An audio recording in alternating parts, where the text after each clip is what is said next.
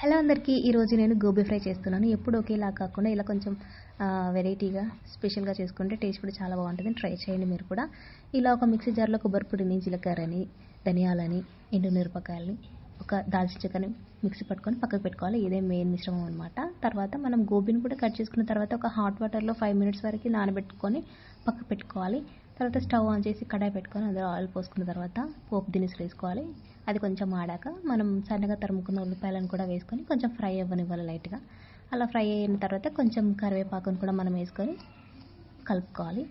తర్వాత మనం కొంచెం అల్లం వెల్లుల్లి పేస్ట్ని, పసుపుని కూడా యాడ్ చేసుకొని అల్లం వెల్లుల్లి పచ్చివాసన పోయే వరకు మనం కలుపుకుంటూ ఉండాలి. అలా ఫ్రై అయిన తర్వాత మనం ముందుగా గోబీని కూడా మనం హాట్ వాటర్లో నానబెట్టుకున్నాం కదా, దాన్ని కూడా తీసి ఇలా కలుపుకొని కొద్దిసేపు మూత పెట్టేసుకొని ఒక 10 మినిట్స్ వరకు మీడియం ఫ్లేమ్లో మగ్గనివ్వాలి. ఇలా మగ్గింది కదా అన్ని కొంచెం దగ్గరికి, ఇప్పుడు మనం ముందుగా మిక్సీకి పట్టుకున్న మిశ్రమాన్ని కూడా వేసేసుకోవాలి. అంతేనండి.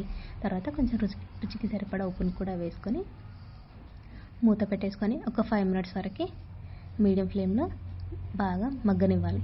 అంతేనండి. చాలా సింపుల్ ప్రాసెస్, చాలా టేస్టీగా ఉంటుంది. నార్మల్గా చపాతీకైనా రైస్కైనా చాలా బాగుంటుంది. లేదంటే మాత్రం అలా తినేయచ్చు, అంత బాగుంటుంది నార్మల్గా తిన్నా కూడా. ఎందుకంటే దగ్గరికి అయిపోతుంది కదా, అలా స్నాక్ ఐటెం లాగా తినేయచ్చు. కొత్తిమీరతోటి గార్నిష్ చేసేసుకోవడమే. అంతేనండి, సింపుల్.